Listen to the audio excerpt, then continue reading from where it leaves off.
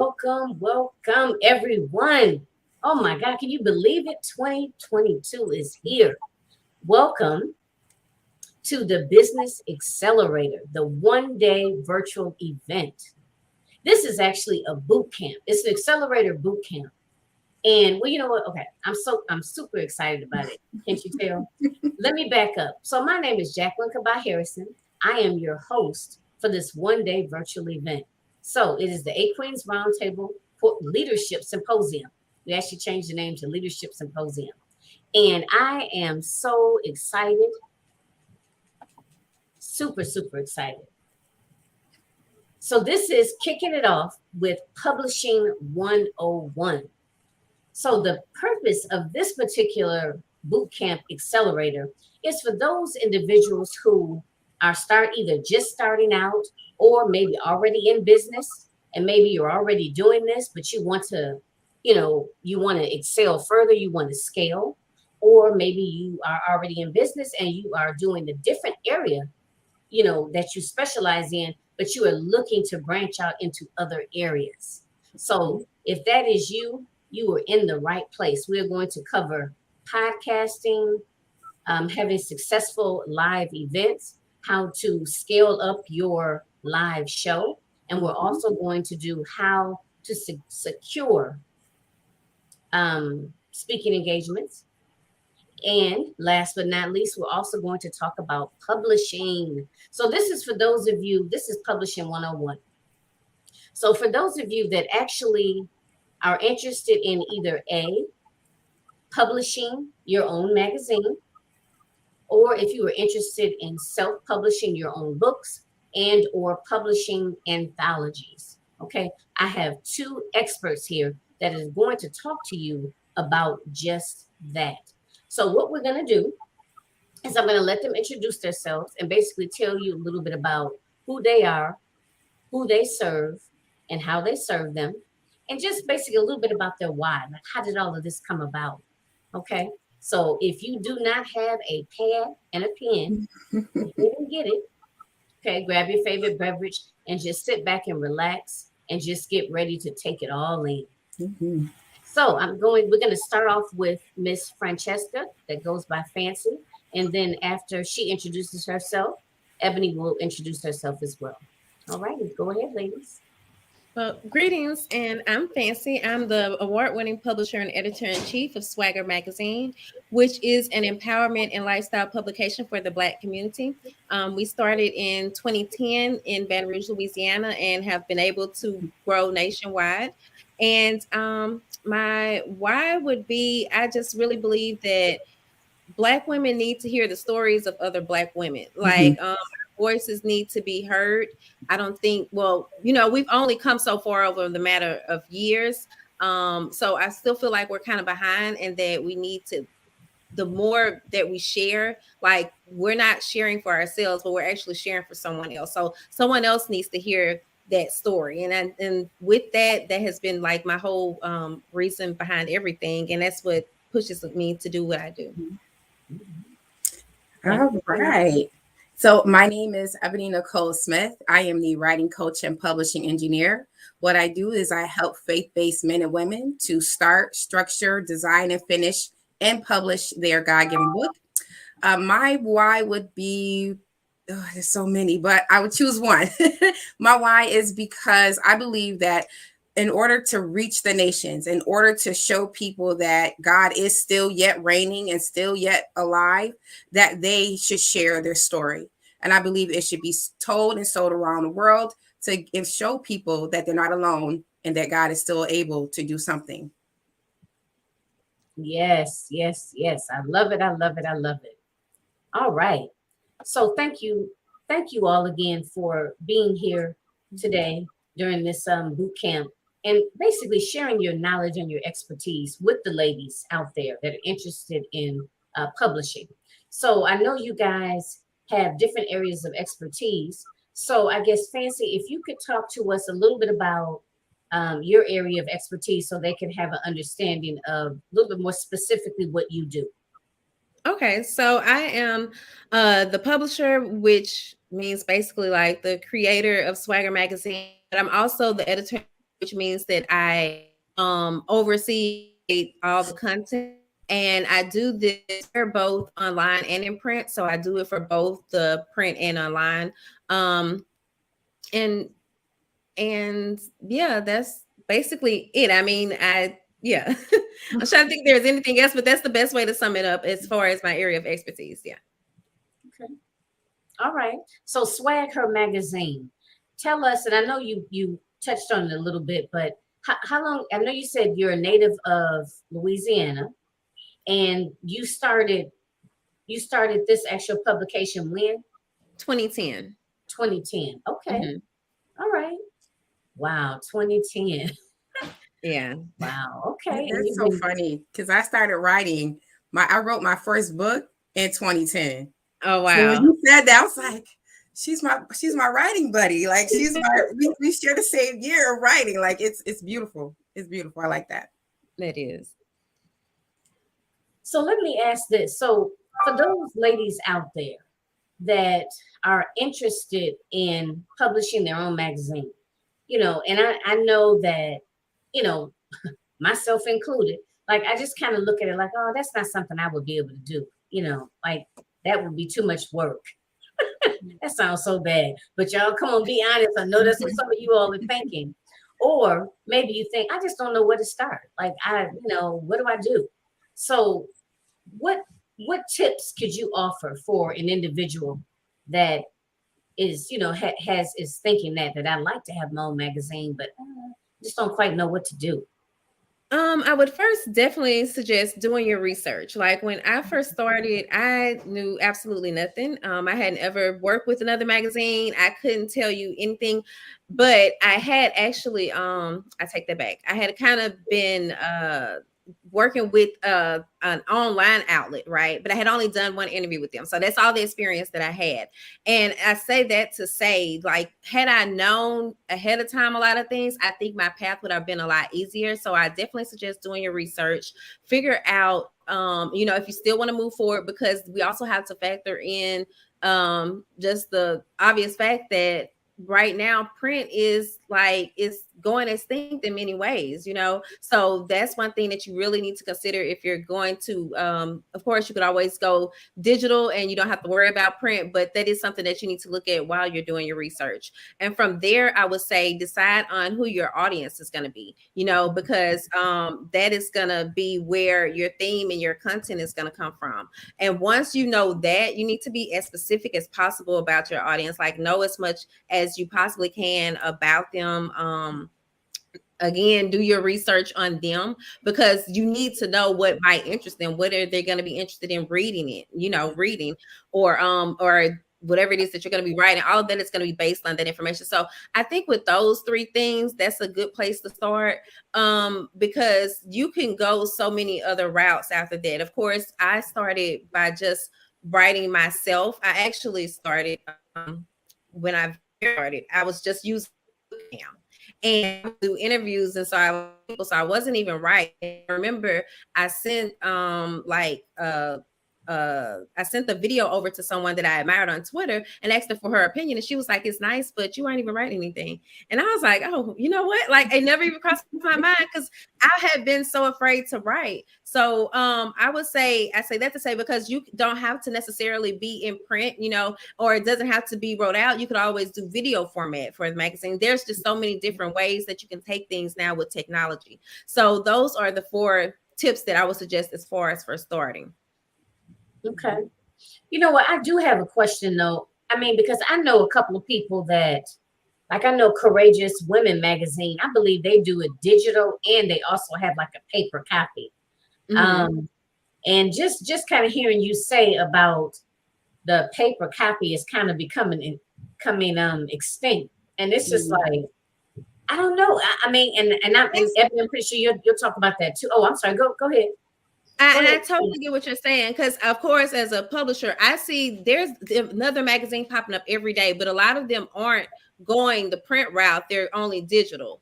Now we do print and we do digital as well, but the thing is, it's still very hard for print. Like, magazines may cost up to $20-$25, and it's really hard to try to get people to buy that.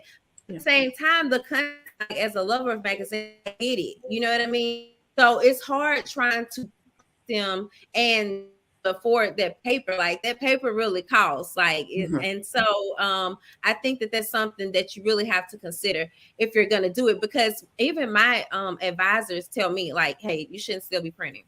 I just do it because I love it, you know. But everyone may not be that way. Everyone may not feel that way. And once you get that first bulk order, you know, and then there's also print on demand. So that's another option as well. Yeah. Okay, print on demand. Okay. Wow. Yeah, a lot of magazines do that. And there's a lot of different aggregators that you can use for that. Okay. Can you explain print on demand for people that don't know? Because even as a publisher, there is print on demand on the side of book publishing. Could you explain what publishing on print on demand would mean in the general aspect, just so people would know what that is? Okay. Yeah. So basically, there are platforms. I'm trying to think of the one I used to use. Mad Cloud, for example.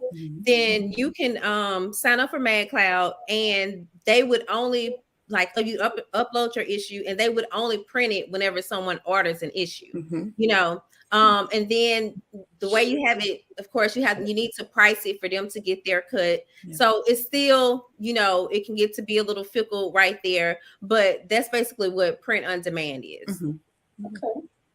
Wow. Learn something new every day. All right. So thank you, Fancy. And I know we'll come back to you in a moment. So Coach Ebony, so talk to us about what your area of specialty is, and you know what you'd like for the audience to know.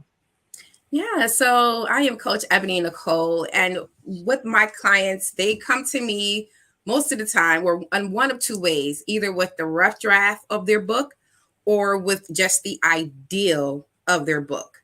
And whichever way they come to me will determine how we navigate to getting their book into to getting their manuscript into a completed sellable book. There's, oh my goodness, let me see. So if they come with their rough draft, it's just raw. Like some of them is just like raw material. It's like going to Joanne Fabric. You can see no, I'm serious. It's like going to Joanne Fabric. You can see the fabric is beautiful, but you have to make it into something that people can see what you saw up here, they can see in reality. And so that is a process. It takes me going through their manuscript, and what I called creative development. And so I would read it three different times. And as I'm reading, I'm asking questions. And that's the first time I read it is just as it is. Just reading your thoughts as they are. The second time I read it, I'm asking questions. The third time I'm reading, I'm looking for notes. I'm looking for the answers to my questions, because sometimes you can state something in chapter 2 and I'll make my question, on the side of the document. But then you answer it in like chapter 6. And, there's a gap there, but it has to flow and make sense why it had taken so many chapters for the answer to be given. So if I don't find the answer, then I need my client. I make a note, hey, you need to answer this within the document so that I know where you're coming from, where you're going, and what I can do once I arrive there, or once you arrive there, how can I get there as well? If it's just the ideal of their book, that process is like just saying, I want to go to Joanne Fabrics, but you haven't gotten dressed yet. You haven't even rolled out of bed. It was the first thing you thought about after you prayed, did your devotional with God, and you said, I want to go to Joanne Fabrics. That's all you got. When you come to me with just the ideal, it's like, all right, well, we need to break it down. What is this book going to be about? Why are you writing this book? We do outlines of it just to make sure that you're focused on these things that are necessary for the book. So it's a lot that goes into it, but I'm telling you, I honestly, truly love it and enjoy it, because people are trusting me with their thoughts. They're trusting me to lead them down this journey. And once we get to the end, they're like, I got 2 more, coach. Well, let's go. Let's work on those too. So it's a beautiful thing. Far as what people can do to prepare to publish, if you decide that's what you want to do, very similar to Fancy and the magazine publishing, you have to know your ideal readers. And that is one of the questions I asked during our intake is, or our first consultation is, if you could just give me summarize who would best read your book. And one of the things people quick to say, everyone. And I stop them real quick. Everyone is not your ideal reader. I'm not a sci-fi reader, but I have a friend who writes sci-fi fiction. Like that's her thing. But that's not, I am someone, I'm one of everybody, but I'm not one of her ideal readers. So when I work with my clients, it's like we need to get down to the finite, the really, really niche part of who you want to read your book, because then we can strategically market to them. You could go to where they are. There are thousands of groups on Facebook popping up every day. You need to get into those groups, introduce yourself, see what readers are looking for, and find your ideal reader and talk to them. But if you say everybody, I think the saying goes, if you service everybody, you service nobody, or something of that nature. Mm-hmm. So I tell them, like, you can't say everyone is your reader because it's not accurate. But then when they become my clients, then we dig deep into their ideal reader and build from there, and it'd be more effective that way. Wow. Okay. I'm sitting here and I'm listening to the both of you. And, I've gone through coaching programs, mm-hmm. and they always have us like create an avatar, like yes. Who is your, your ideal, your target audience. So like yep. who is the ideal woman that I'm speaking to in my business or that my services are for? And I mm-hmm. guess I hadn't really thought about it like that as it pertains to writing. Yeah. I mean, it's like Fancy. I guess it's like when I think of a magazine, that I guess I would think that because, this is, you might have a woman's magazine, but you have so many different types of women's magazines. Yeah. Let's just say you might have some that focus on health. You might have some that focus on like prenatal health or menopause, or, you know what I mean? So I guess I can see how that would be, more specific. You know what I mean? Like how old are the women? Are they making money, or you know what I mean? Like, what are the different demographics? What do they care about? Yeah. But Ebony, I guess when I think about writing my like a book, I guess I don't typically think about. And I guess sitting here thinking about it. Oh, okay. So when you're writing your book, before they come to you, let's just say, in your writing, you need to think about who is going to benefit from my story. Is absolutely. That kind of okay? Absolutely, because many of my clients write memoirs and autobiographies, and so if you're writing your memoir, like I'll use myself for example. My memoir that I'm writing, I'm going to release it next year. Is called "Heart Attacks Happen: A Memoir on Love and Relationships." It's going to detail my relationships with men, starting with my father all the way through to right now. And so, and how those, not every relationship, but those that had an impact on me in one way or another, that has shaped me into becoming the woman that I am today. And then, well, prior to becoming the woman I am today, I had to go through a lot of healing, and where the process comes from. So my ideal reader would be a woman who is seeking. She's single like myself, and she has gone through enough trauma in relationships where she's given up, but yet she still has there's, I would say 97% of her is like, I'm done. I'm going to be single for the rest of my life. But there's that 3% of her that's that God, that Father, and the Father, the Son, and Holy Spirit in her is saying, don't give up. But she needs a way to get out of it. She needs a way to believe and to trust and to know, again, that love is real. And so I take them through that process. So every woman is not my ideal reader, because every woman is not in a place where she needs healing. Some women are fine. They don't want to be healed, or some are already healed and some are already married and healed. And then there are women who are married and still need a healing. So that's where that's how that would work. So knowing your ideal reader, you know how to speak their language.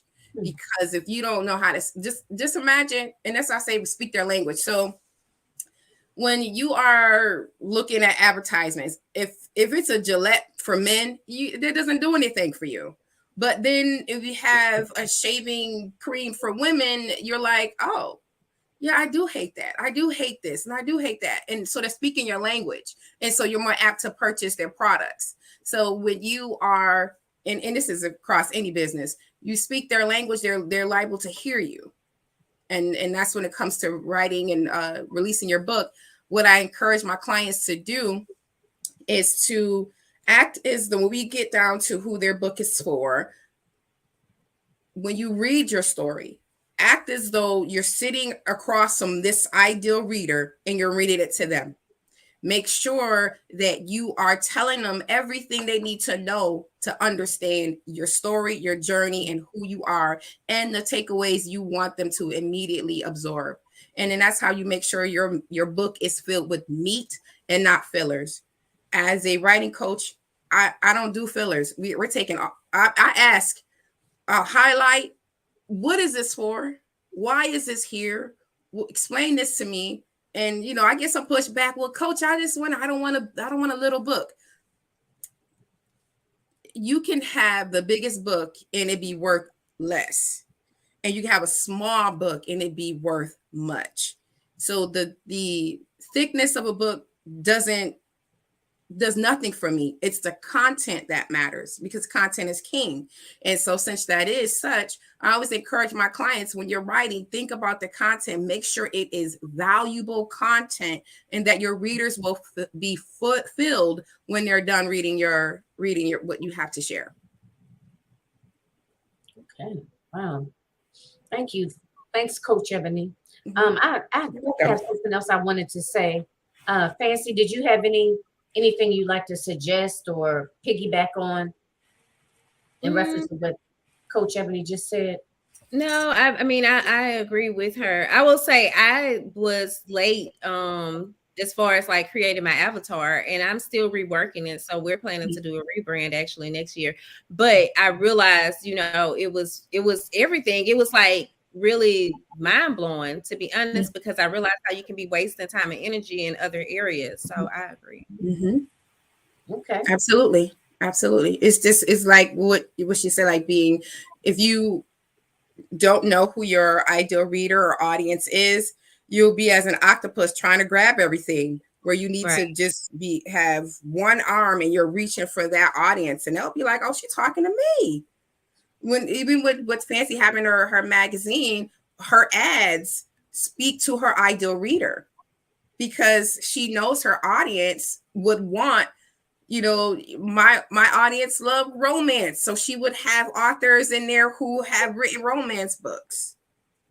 You wouldn't have sci-fi in there because that's not what your audience wants. And she could poll them. It's like, hey, we're doing a poll for the month of February. What type of books do you like?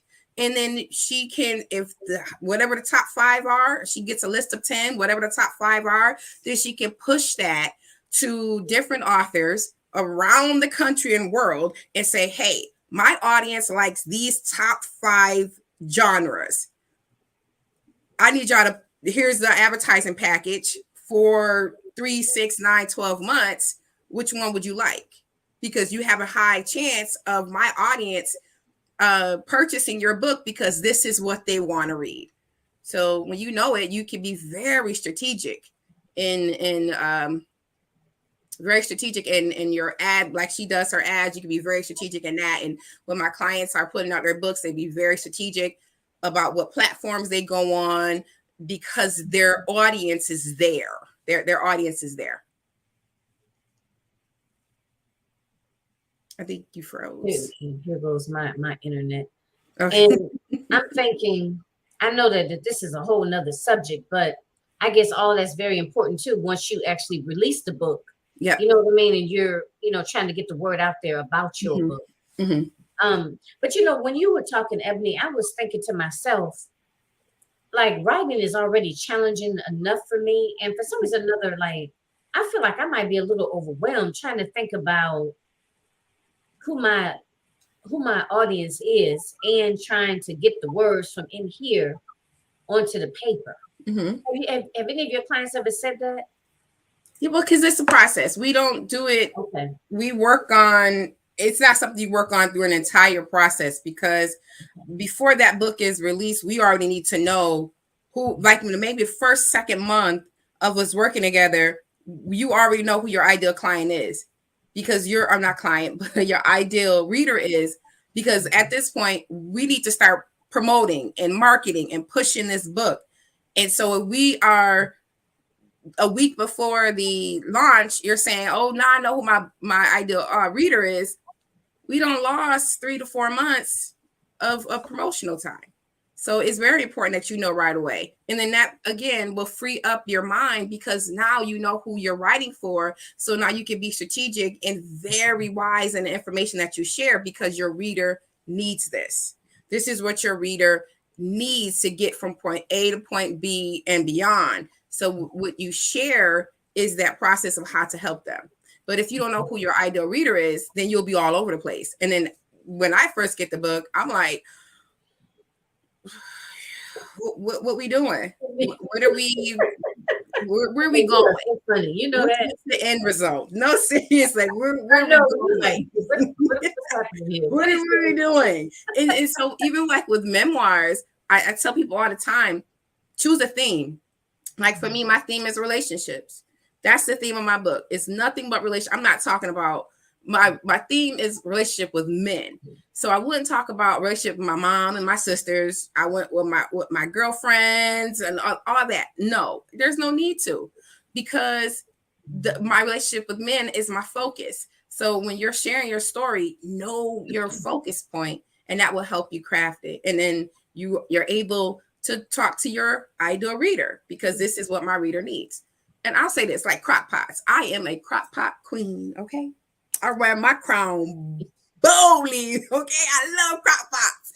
And if I love them when they write their stories, this was my grandma May's, and this is her corn chowder. I love reading that stuff, because now I'm like, oh, Grandma May, you came up with the best corn chowder. I love you, Aunt May or Grandma May. It's just your audience is able to relate. So to you as a writer, and they're able to, they're like, you know what, I like her. And they want to, you're building trust with them as well, because you're speaking to them and not everyone else. So a couple of things. And Fancy, I don't want you to feel left out. I guess it's like the more Ebony talks, the more things kind of whirl around in my head. So I totally get that now. And I do see how that can help you write when you have a better gauge on who you're writing it for. Okay, so yes. I want to say that.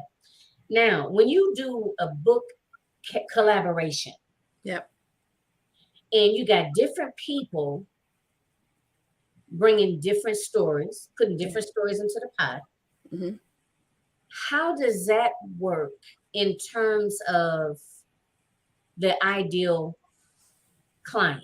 You know what I mean? I mean, are they like is it the visionary that would define that avatar? Like how does that come together? Yeah. So last September, I released my first anthology on this side, A Praying Wife in Waiting. I developed the ideal woman. I developed who I knew needed this book. And then I went forth and found 17 writers. And then I also have written for, so 18 of us. But I went forth and I pitched the idea to these women. I told them, this is what I'm doing. This is who it's for. Would you like to write and contribute? And that's what happened. So when they sat down and wrote their when we all sat down and wrote our individual stories, it was focused on this one woman. She's single. She's ready. She desires to be married, but there is still some baggage, some luggage that she's carrying, and she's not sure how to let it go. All right, sis, we got you. So the book is comprised of single women who are successful in it. And then you have women who are wives, ranging from 1 year all the way up. I think the one wife was 37 years married. So you got single women and wives from 1 year and greater. No, yeah, 1 year and greater. And each woman shares their insight of marriage and singleness, and or marriage or singleness, and how to be healthy in both. Now, when it came to the single women, I specifically said, write your story showing where you are now. And I only went and I pitched this part to women that I'm watching who are successfully single, not successfully single as in finances and business, no, but successful in their heart posture towards relationships and marriage.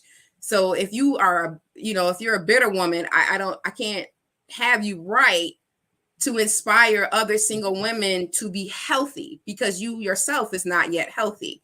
And then when it came to the women who are married, and I pitched it to them, I had to make sure, as far as I could see, that they were in healthy marriages. Because again, you can't teach me from your broken, bitter place as a wife how to be prepared for a healthy, loving marriage. So that's where it comes in when you are putting together an anthology, is you as the visionary, you have to know who your ideal reader is. You have to know the man, the woman, the child, or the group that you want to pick up your book. And so just like any other book, you have to then speak their language. And that's what we did. Wow. That is so powerful. I'm telling you, whenever I do interview people on my show, or I do these summits, it's just like it's such a breath of fresh air, and I learned so much. Yeah. And that's why, ladies, I was so confident that you were going to get a lot from this. Yeah. And let me just acknowledge the elephant in the room. I don't know what happened to Fancy. I was looking down briefly to see maybe she was typing me a message. I was hoping that that she'll just reconnect with us. But come back, Fancy, come back. Right, come back. Right, let's send her some. Come back, Fancy, come back. Yeah. So definitely, I'm hoping that this has been helpful for you all. Like I said, if you want to publish your own book, and Coach Ebony here will actually walk you through that process. So why don't we go ahead and do that? Let the ladies know where they can find you, what you have coming up, and also just, and I know a lot of it you've already touched on, but just let them know a little bit more, or reiterate again what they can. Hi. Welcome back. We were pulling you back in, girl. I'm sorry. I'm so sorry. We were pulling you back in. Come back. I'm glad you were able to join us again. So we moved into the phase now where Ebony's going to go ahead and go first, but I want you to tell everyone like what you have coming up, where they can find you or participate, as well as how you work with your clients. And again, Ebony, I know you touched on a little bit of it, but just to not leave any stone unturned, so what they, so they'll know what to expect. Mm-hmm. And what was the other thing? How to find you, what you have coming up, and how you, in particular, I guess, work with your clients. Okay, sure. So you can find me via my website, ebonynicolesmith.com. You can also find me on Instagram at Coach Ebony Nicole, as well as on Facebook. You can search facebook.com/Coach Ebony Nicole. You can find me there. What I have. Okay, so what I have coming up is on the 15th, I just had my Bold Writers workshop or masterclass, which I taught people how to write their memoir. coming up on the 19th of February, I have another Bold Writers Masterclass where I'm going to teach people how to produce their journals. I don't know what is happening this year, but everybody want to do a journal. I'm like, well, let's go. So those are really, they're not hard. It's just labor intensive for journals and workbooks. But I actually enjoy it because I'm like, hey, what is this journal for? Like, I have one client I'm working on now. We're putting together a grief journal, and it's challenging because I lost my father last year in February. So now the content, and is based off of, it was inspired because she lost her husband 4 years ago. And so she's at a place where she wants to help others in their grieving process. But what it was a challenge because I'm like pulling on my heartstrings because I know what I need during my own grieving process. And I'm reading these scriptures. I'm reading different things that can go into this grieving journal. So it is a process. It's labor intensive, but I actually love it.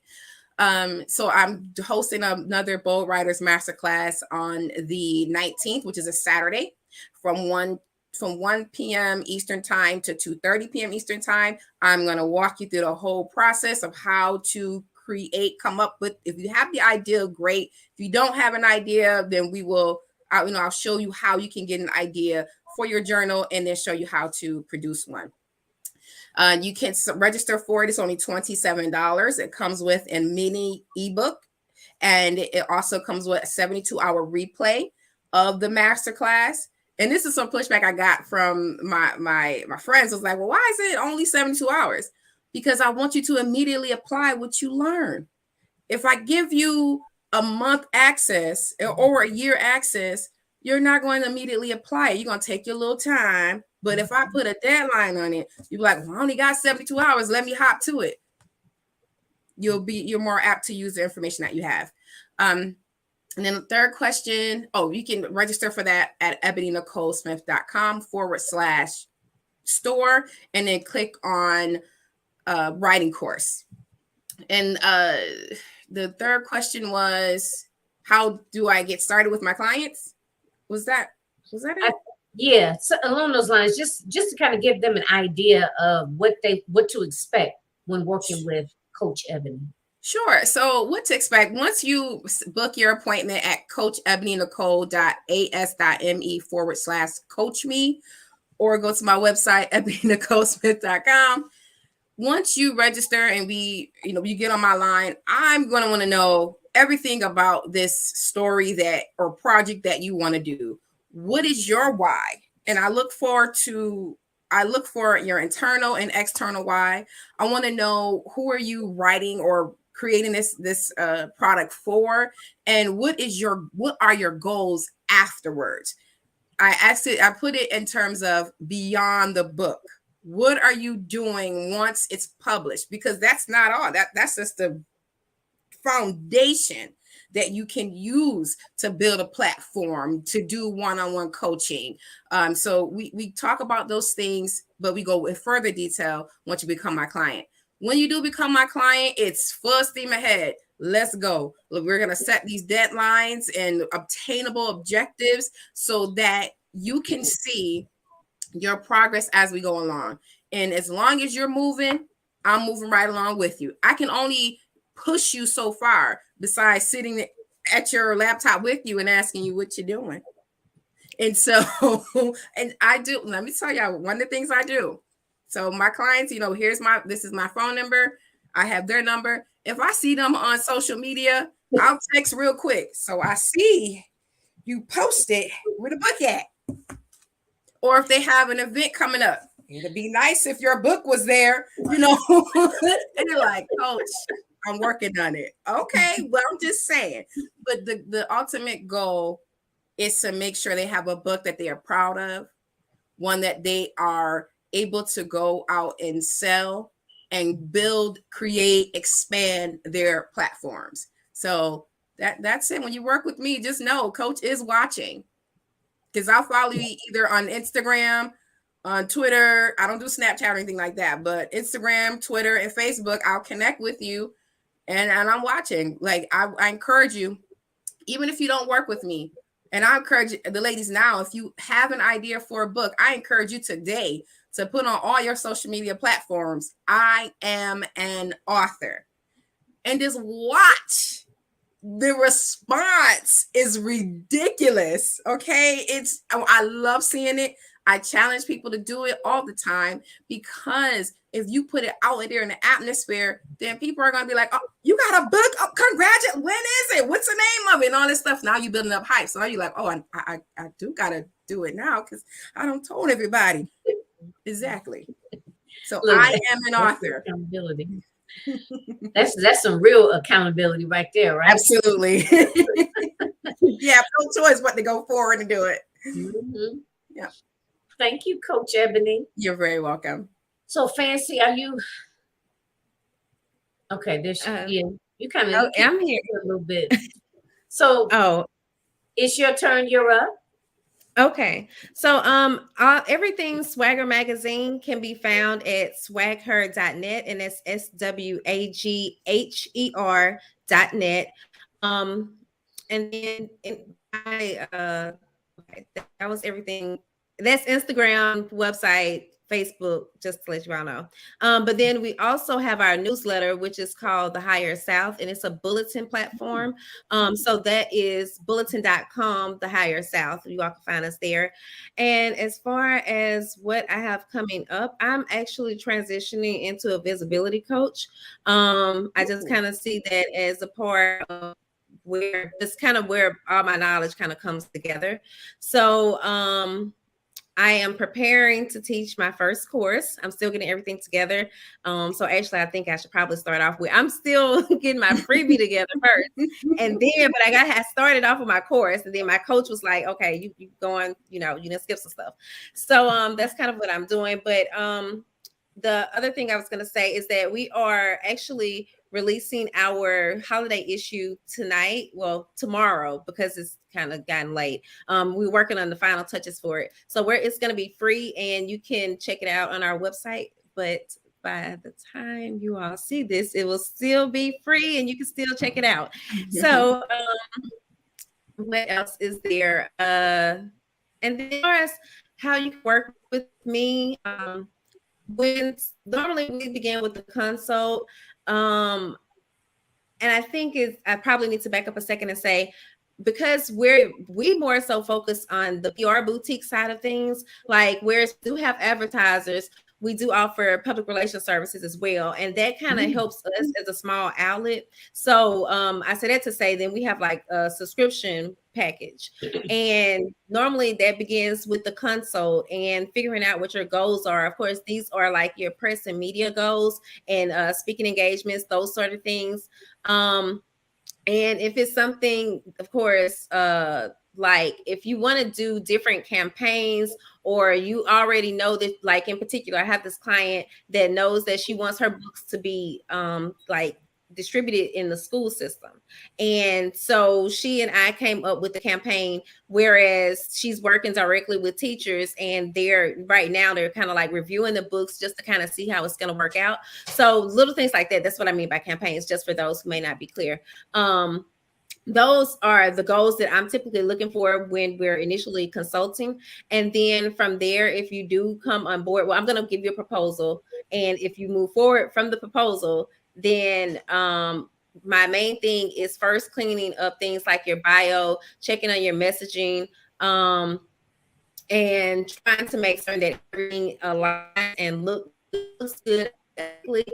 Checking out your social media presence. Like those are things that I initially begin with before I begin to pitch you to other outlets. So of course, we do run you through the Swagger Magazine outlets, but then we also reach out to our partner outlets as well as other media outlets that still align with your brand, of course, and help you secure placement there. But that's basically how it works. And of course, we do those campaigns to kind of help throughout the time, whereas you may not have a big event going on, or you may not have a product launch, but there's still something else that you're doing to help continue to spread that brand awareness and continue to push your brand. I actually like that. You said visibility coach? Yes. I'm gonna have to look into that with you. I absolutely love that. Absolutely. Thank you. Yep. Yeah. Congratulations on that too. Yes. I've never Thank heard of visibility coach. So that's just, but I love how you broke that down. It's just, you're here, people need to see you. They need to know how to Right. find you. You need to be in arenas where your ideal, I guess that would all go back to your ideal client or customer, being able to find you in a sea of everybody that's doing it. So okay. We have more other visibility coaches. I saw some. Just let you know, I want to be like on the first. But Oh no, I just know, but I think it's awesome. I had never heard of it as such. Yeah. Yeah, I like that. Mm-hmm. I'm gonna say something. And I've been known to kind of have these little moments where I just forget, it'll like escape me. We were talking about, I don't know, but if you all have any questions for these ladies, you can send them an email. All right, so don't forget that, and it's only going to be for a short time only. And I'm not going to say the specific time frame now, but you all will receive it or have received it via email with all of your instructions. So make sure you go ahead and take advantage of that. So again, you have joined the Business Accelerator Bootcamp. This is the specific segment on publishing. So it's Publishing 101. And we have two phenomenal ladies here. Fancy, actually, let me just take this off. So we have Miss Francheska, also known as Fancy, who is and I know I'm going to say this wrong, the publisher and editor-in-chief of Swagger magazine. So she came at it from from kind of like a magazine publishing standpoint. For those of you that are interested in doing that, like I said, maybe you already shining and doing other things in your coaching business and you want to branch out into starting your own magazine, whether it be print or whether it's digital or both. And Coach Ebony will actually walk us down the path of how to self-publish, as well as she is also, she's a publisher and she's self-published. I don't know, forget exactly how many books, but a lot. She's self-published a lot of books, right? And she's also doing publishing anthologies as well. So if you have any other questions and you want to work with a book coach, then she's your person. So, go ahead, go back and listen to it. Make sure you hear it from the very beginning. Okay. So stay tuned. We have more in-depth topics. We're going to be talking about how to take your live show to the next level, how to take your podcast to the next level, how to create a successful event, as well as, let me see, what am I missing? How to secure high paid speaking engagements. We have someone that's going to talk with you on that. So it's a lot in store. Okay. So again, if you are a business owner and you're looking to scale your business in one of those ways, like I said, publishing, speaking engagements, live events, through podcasting, you definitely want to tune in and catch the other segments. So I'm your host, Jacqueline Kabah Harrison, and I don't go far. Okay. I'll talk with you again soon. All right, ladies, take care until next time.